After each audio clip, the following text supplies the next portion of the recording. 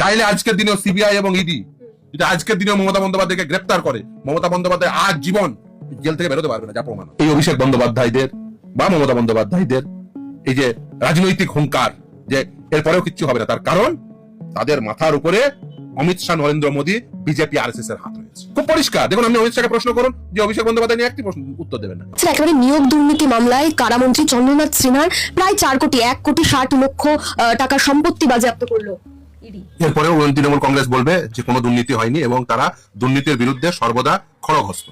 দেখুন, তৃণমূল কংগ্রেস মানেই হচ্ছে চুরি, এবং এই যে দুর্নীতি যেটা হয়েছে, বিশেষ করে শিক্ষক নিয়োগ যে দুর্নীতি যেটা ধরা পড়েছে, এবং ইতিমধ্যে দেখেছেন যে 6টা এফআইআর। আপনি নবম, দশম, একাদশ, দ্বাদশ, গ্রুপ সি, গ্রুপ ডি, প্রাথমিকের শিক্ষক নিয়োগের দুর্নীতি তদন্ত করতে করতে মিউনিসিপ্যালিটি স্ক্যাম, আপনারা দেখেছেন মিউনিসিপ্যালিটি স্ক্যামে চার্জশিট জমা পড়েছে।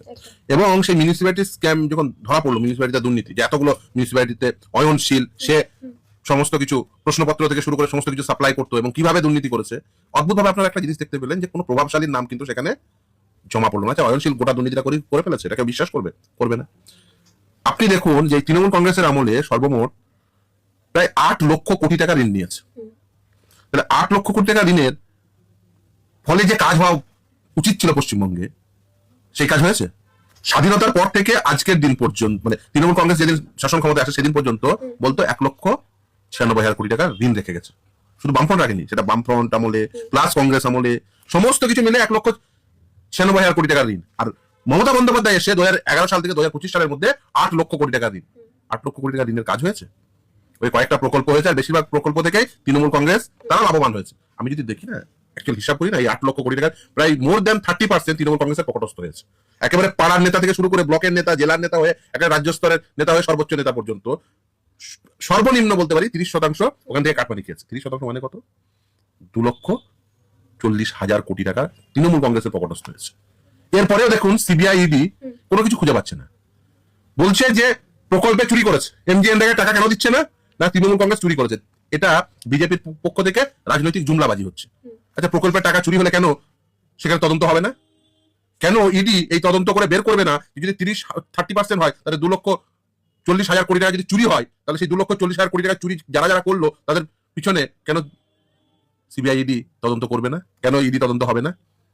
যেখানে মানি ট্রেল রয়েছে, পিএমএলএ অ্যাক্টে ইডি চাইলে তদন্ত করতে পারে, এবং ইডির যে ক্ষমতা, অসীম ক্ষমতা দেওয়া হয়েছে, এবং সুপ্রিম কোর্ট ওই পিএমএলএ অ্যাক্টের সে আইনগত বৈধতা দিয়ে যে ক্ষমতা ইডির হাতে দিয়েছে, তারপরেও ইডি কেন হাত গুটিয়ে বসে আছে? এই প্রশ্ন বাংলার জনগণ করবে না? আমরা এতগুলো মামলা করলাম, একটার পর একটা মামলায় সিবিআই চাইলাম। কেন চাইলাম? কারণ জানি যে পশ্চিমবঙ্গের পুলিশ যদি তদন্ত করে, কোনোদিন ওই দুটো অফিসার বা দুটো কর্মী বাদ দিয়ে কাউকেই গ্রেফতার করবে না, মন্ত্রী পর্যন্ত কোনোদিন যাবেই না। তাই সিবিআই এবং ইডি তদন্ত চেয়েছিলাম।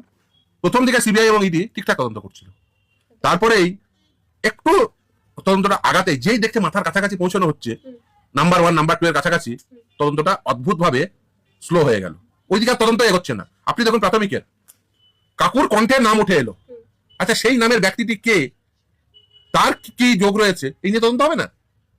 4th সাপ্লিমেন্টারি চার্জশিট পড়লো প্রাথমিকে, তারপর 5th সাপ্লিমেন্টারি চার্জশিট আসছে না কেন?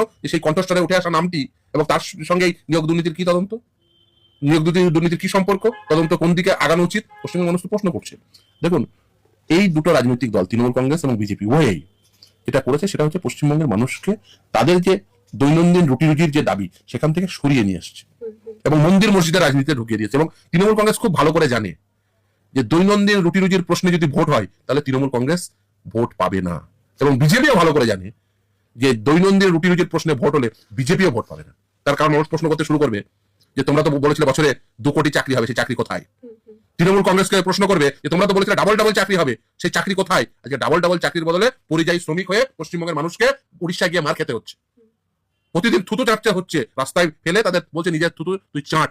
এত কিছুর পরেও তো অভিষেক বন্দ্যোপাধ্যায় বলছে আবার জিতবে বাংলা। তারা একেবারে স্লোগান বার করে দিয়েছে যে যতই করো হামলা মামলা, আবার জিতবে বাংলা। হ্যাঁ, একদমই। তার কারণ অভিষেক বন্দ্যোপাধ্যায়রা, মমতা বন্দ্যোপাধ্যায়রা রাজনীতিটাকে সেই ট্র্যাকে ঢুকিয়ে নিয়ে এসেছেন, এবং তাতে সহযোগিতা করেছে বিজেপি। আপনারা দেখুন, এই যে এসআইআর হওয়ার আগে পশ্চিমবঙ্গের ইস্যু কি ছিল? পশ্চিমবঙ্গের রাজনীতিতে, পশ্চিমবঙ্গের জনমানুষের শিক্ষক নিয়োগ দুর্নীতি, চাকরি পাবে কিনা, শিল্প হবে কিনা। এসআইআর হলো, মন্দির মসজিদ হলো, মমতা বন্দ্যোপাধ্যায় কি করলেন? প্রথমে দীঘায় জগন্নাথ মন্দির, দীঘায় জগন্নাথ মন্দির যেই তৈরি হলো, সঙ্গে আরো দুটো মন্দির বলে দিলেন, মহাকাল মন্দির হবে, দুর্গাঙ্গন হবে, আর ওদিকে হুমায়ুন কবির বললেন যে বাবরি মসজিদ হবে। তাহলে কি হলো, মসজিদ মন্দিরের রাজনীতিতে পশ্চিমবঙ্গের রাজনীতি ঢুকে গেল। এটাই তো চাইছিলেন, বিজেপি এনজয় করছে। কারণ এই আরএসএস এর দুর্গাকে এই পশ্চিমবঙ্গের মাটিতে এইভাবে প্রস্ফুটিত হতে দিয়েছে বিজেপি এই কারণেই, আরএসএস এই কারণেই, যাতে তাদের যে রাজনীতি, মন্দির মসজিদের রাজনীতি, সাম্প্রদায়িক রাজনীতি, ধর্মীয় রাজনীতি, সেটা যাতে বাহবা পায়।